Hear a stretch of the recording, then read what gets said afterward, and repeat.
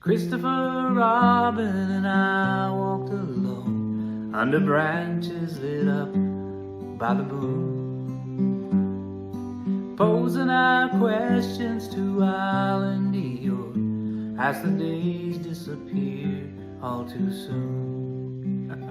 I love that old song, and there's a reason why.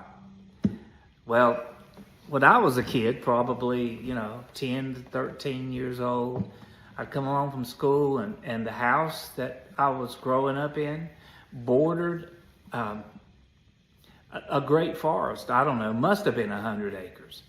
And for some people it was the woods, but to me it was my backyard. And how blessed was I? I mean, I was growing up kind of like a rich kid, but we were very poor. But I'd come home and strike out into the woods once my chores were done. Down in the woods, and it would slope, but down there about half a mile was a spring that come up just right out of the ground. I've never seen anything like it. It's like, where does creek come from?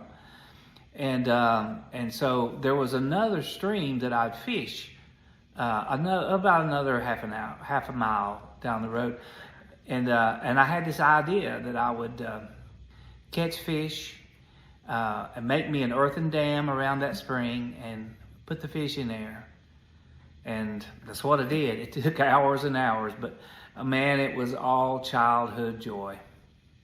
It was my secret place.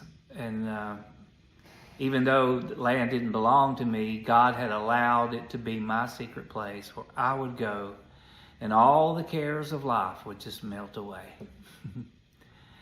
I loved secret places then. And I still do today. My favorite of all, from Psalm 91.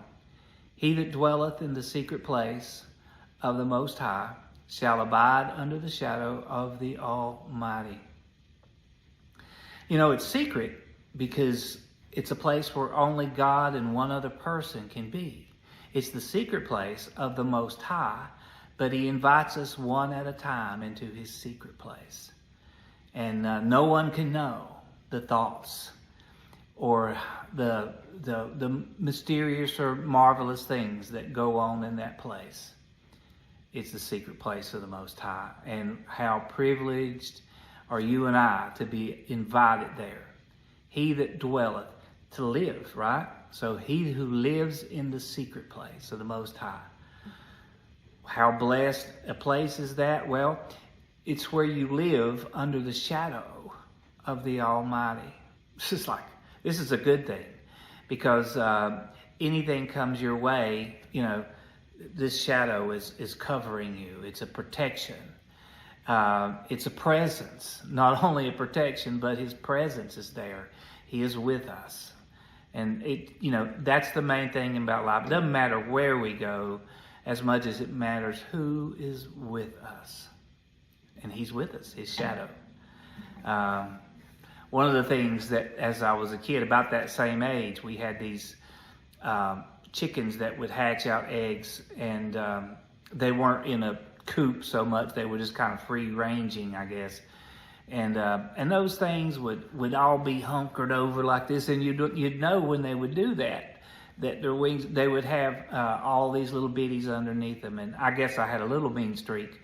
I like to kind of run at them a little bit or something to disturb them, so that all those little bitties would come running out. Of course, it didn't take but just a moment for her to spread her wings out, and they'd come back. And what a beautiful thing.